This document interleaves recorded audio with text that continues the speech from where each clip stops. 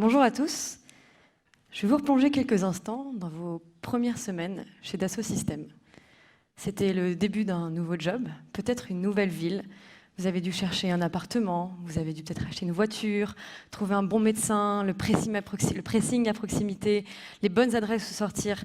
Bref, vous avez dû vous plonger, appréhender un nouveau quotidien et ses rouages. C'est super excitant, mais c'est en même temps assez frustrant. Et cette même frustration, moi je l'ai eue quand je suis arrivée à l'université de Berkeley, en Californie. Alors oui, j'étais très heureuse d'arriver sur un nouveau campus, mais j'étais surtout frustrée de comprendre très rapidement que j'avais besoin de chercher pas mal de choses au quotidien.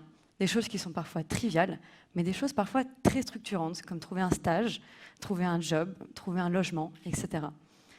Et donc, j'ai voulu résoudre ce problème parce que finalement, malgré, et je dirais même à cause des multiples sites des universités, des groupes Facebook, des services online, offline à la destination des étudiants pour nous aider dans nos quotidiens, j'avais pas d'outils satisfaisants, pertinents, qui m'accompagnent pour trouver tout ce dont j'ai besoin, qui m'accompagnent dans mes démarches. Donc en rentrant à Paris, j'ai voulu m'attaquer à ce problème et tenter de le résoudre. Je me suis associée avec Loïc, un ingénieur en informatique, et en bons entrepreneurs débutants, on s'est enfermé dans un garage, en 2016 on appelle ça une pépinière, et on a commencé à coder, à développer, à designer une interface. On a designé une nouvelle interface, je dirais même une énième interface, qui était censée résoudre magiquement les problèmes de millions, on l'espérait, d'étudiants dans le monde. On voulait aider les étudiants, et donc pour ça on a créé un site. On a créé un site qui était disponible sur le web, sur iPad, qui était disponible en application mobile, sur toutes les plateformes.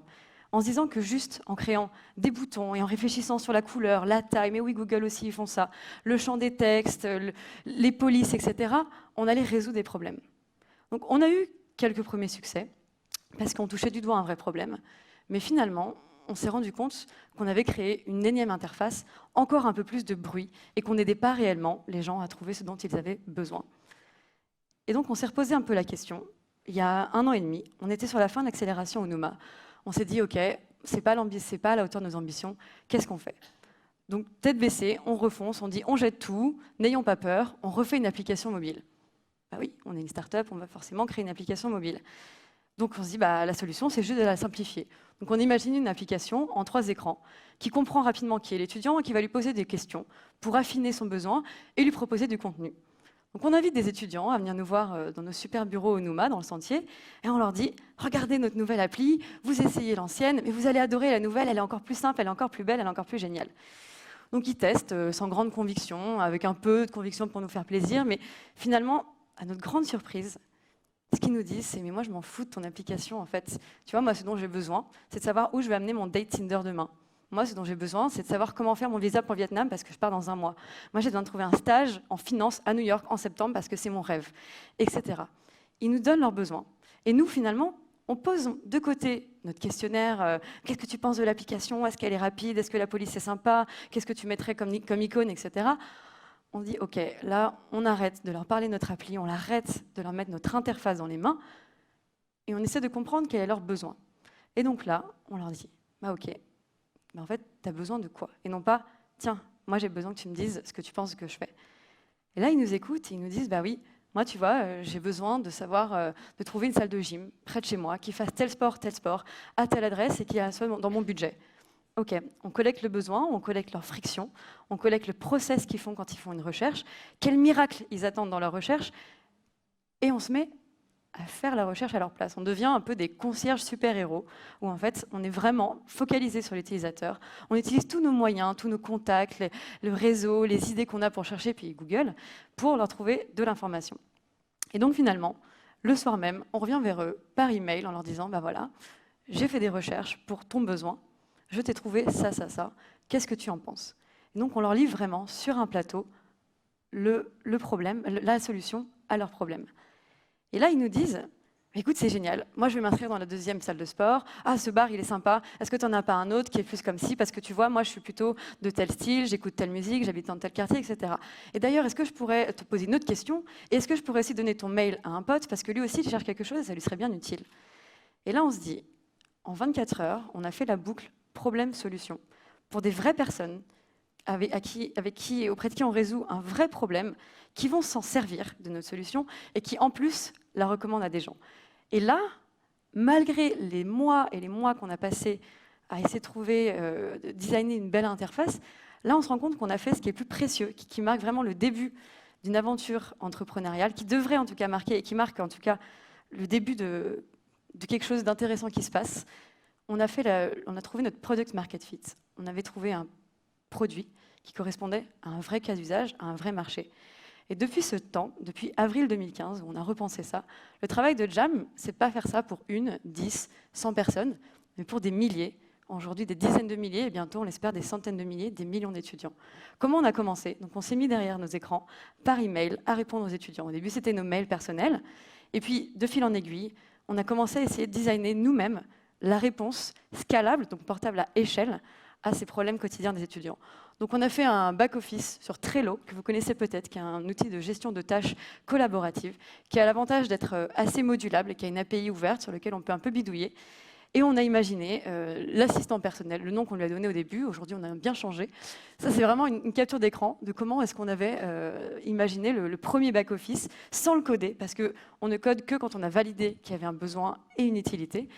Les messages des étudiants. Donc on recevait les messages, ça tombait dans une colonne, quelqu'un s'y affectait, donc il y a le petit icône, on y répondait, ça tombait automatiquement dans une autre colonne. Quand l'étudiant renvoyait une requête, automatiquement c'était détecté dans nos mails et ça repartait dans la bonne colonne, etc. On a commencé à affiner avec des catégories. Ah ben ça c'est du logement, ça c'est du stage. Ah mais pour le logement, moi j'ai toujours ces super sites qui sont intéressants. Pour les jobs à l'étranger, il y en a un qui est vachement bien fait, etc. Donc il faut imaginer 7 jeunes diplômés autour d'une table au Numa, avec une boîte de post-it, chacun une pile de post-it à côté de nous. On note nos idées, nos suggestions, nos problèmes. On note quand on fait quelque chose plus de 3 fois. Tous les 15 minutes, il y a un gong qui sonne. On transmet à Loïc, mon associé. Il récupère les post-it, il les organise et il commence à nous faire un premier back-office. Le premier back-office qui nous sert à répondre à de plus en plus d'étudiants de façon de plus en plus rapide et presque intelligente. Tout premier process de Jam en 6 bullet points. Et ben voilà, qu'est-ce qui se passe quand on reçoit une demande? Qu'est-ce qui se passe quand on répond, etc. Un premier champ de texte, un destinataire, des templates, je clique sur un bouton, le message se met dans le champ de texte, etc. Et là, finalement, on voit que ça commence à marcher. On a 800 étudiants en 2 semaines qui commencent à l'utiliser et on arrive à leur répondre. On leur répond de plus en plus rapidement. Alors parfois, ça prend quelques heures parce qu'il y a trop de demandes, mais ça commence un petit peu à prendre. Aujourd'hui, Jam, on reçoit un message toutes les 15 secondes. L'intelligence artificielle aide l'humain, et non pas l'inverse, dans 65% de son process. Et 6 backers pour I've got your back, je suis vraiment là pour t'aider, 6 superviseurs humains, pour la plupart étudiants, sont derrière la machine toutes les heures pour répondre aux requêtes qu'on reçoit. Donc finalement, aujourd'hui, Jam, c'est devenu l'ami de dizaines de milliers d'étudiants, 70 000 aujourd'hui, qui nous ont envoyé et avec qui on a échangé plus d'1,5 million de messages. On a une très belle communauté sur Facebook, qui sont très engagés. Moi, ce que j'aime bien dire, c'est que vraiment le plus grand actif de Jam, c'est pas l'intelligence artificielle, c'est pas l'interface qu'on a créée nous, c'est la relation qu'on a avec ces étudiants, qui sont vraiment très engagés et qui utilisent Jam de plus en plus fréquemment pour des requêtes très personnelles et qui sont importantes pour eux.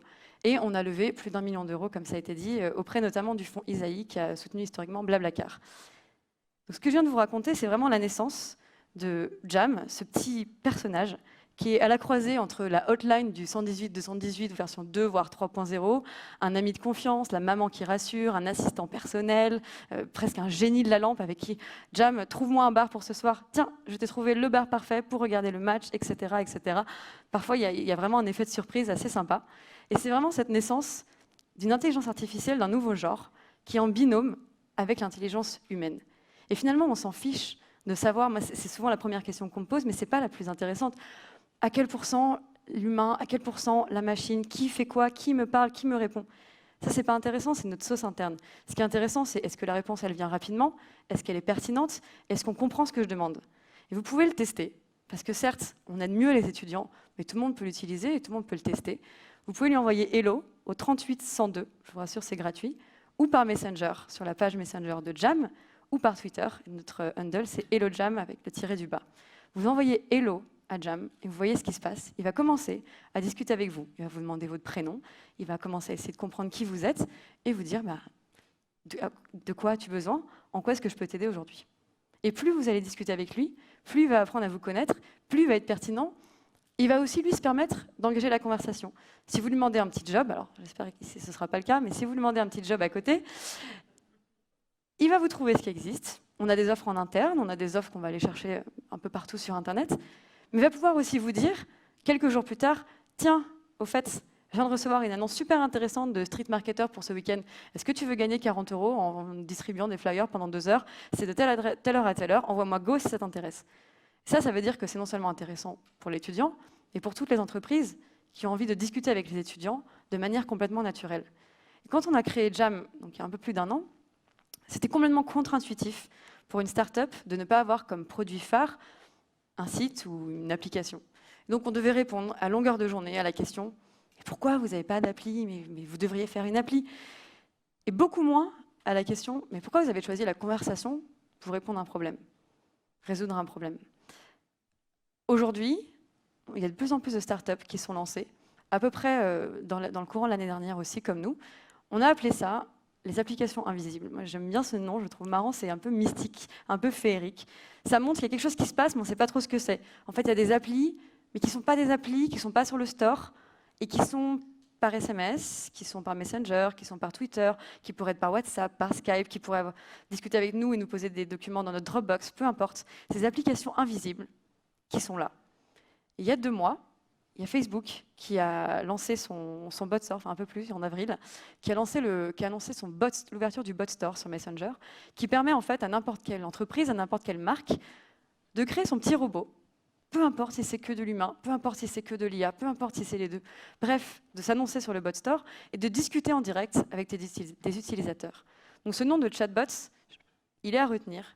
C'est vraiment ces petits robots, mi-humain, mi-IA, l'un ou l'autre, avec qui on discute quand on a un problème, quand on a une question, une envie, une idée, et auprès de qui on va aller résoudre ces petits tracas du quotidien. La question, c'est pas est-ce que les chatbots, c'est pas comment les chatbots, c'est pas pourquoi, mais c'est aussi qu'est-ce qu'on en fait quand on est une entreprise, quelles opportunités. Et ça ouvre des opportunités infinies d'avoir une relation ou de s'associer, de s'apparenter à une relation qu'un utilisateur avec une marque. Finalement, c'est une opportunité pour les marques de plus être dans la publicité, native ou pas. Moi, j'aime pas du tout ce terme de publicité native, on sait quand c'est la publicité. C'est pas la publicité, c'est pas quelque chose qui vient au moment où on l'attend pas. C'est pas je suis sur mon Facebook et j'ai une publicité à côté. C'est pas je suis en train de conduire, je cherche des panneaux et j'ai une publicité. C'est finalement une façon de dire nous, ce qu'on crée, même si on n'a pas toujours trouvé le bon ton pour le promouvoir et si on n'est pas toujours très attendu, accepté, apprécié, finalement, c'est une solution. Nous, on passe notre temps, vous passez votre temps, les entreprises passent leur temps à créer des solutions. Bonnes ou mauvaises, mais en tout cas, elles espèrent créer une solution. Et la publicité n'est pas le bon moyen, et c'est presque injuste que l'utilisateur, le consommateur, doive se taper des publicités, et que de l'autre côté, une entreprise doit essayer de marketer, de vendre son produit, alors que finalement, on a des gens qui ont des problèmes et des gens qui ont des solutions, et qui devraient se rencontrer autrement. Et donc, quand on a cette opportunité, on peut le faire soit, donc cette idée de proposer des services à la bonne personne, au bon moment, de la bonne façon. C'est vraiment ça l'essence même d'un chatbot, c'est de mettre en relation des solutions avec des problèmes. On a cette opportunité, on peut le faire avec une logique d'affiliation, à laquelle je pense que vous êtes assez familier, qui est, je vais recréer du référencement, j'ai un besoin, je vais commander un Uber, je vais réserver un hôtel, un billet d'avion, commander à manger. Le chatbot va se rémunérer en disant je vous ai apporté un client, je vous ai apporté un utilisateur, un visiteur, un téléchargement. J'ai proposé votre solution au bon moment, à la bonne personne, de la bonne façon, avec les codes qu'il comprend. Je suis rémunéré quand je vous apporte un client, de manière très naturelle, ou une brique conversationnelle, en fait, proposée à des marques pour qu'elles puissent s'insérer dans la conversation et montrer qu'en fait, elles sont là pour accompagner et qu'il y a une relation qui se crée, et pas juste « j'ai un produit à l'instant T, je te le propose en fonction de ton profil ». Non, je ne te propose pas en fonction de ton profil. Peut-être que tu es le bon profil, peut-être que tu as le bon âge, la bonne CSP, la bonne géolocalisation même. Mais finalement, tu n'es pas en train de chercher ça à l'instant T. Et donc finalement, la brique conversationnelle, c'est dire, par exemple pour un transporteur, pour la SNCF, si on prend un exemple, de dire je vais proposer un accompagnateur de voyage. Je vais te dire, tu as acheté un billet chez moi, mais la relation ne va pas s'arrêter là. Tu pars à La Rochelle dans quelques jours, Est-ce que tu veux chercher à trouver des bons plans là-bas? Est-ce que tu veux savoir ce qui s'y passe quand tu y seras? Tu veux chercher à trouver un logement? Est-ce que tu veux que je te rappelle la veille de faire ta valise? Etc. Et donc, c'est vraiment une opportunité pour les marques, non pas juste de créer une interaction et après de ressortir, mais de vraiment fidéliser, d'aller un peu plus loin dans la relation qu'ont les consommateurs avec les solutions que les entreprises proposent. Si on prend l'exemple d'une entreprise et on revient à mon petite histoire du début, vous êtes arrivé dans une entreprise, dans un groupe, on n'a pas envie de lire un manuel d'utilisation.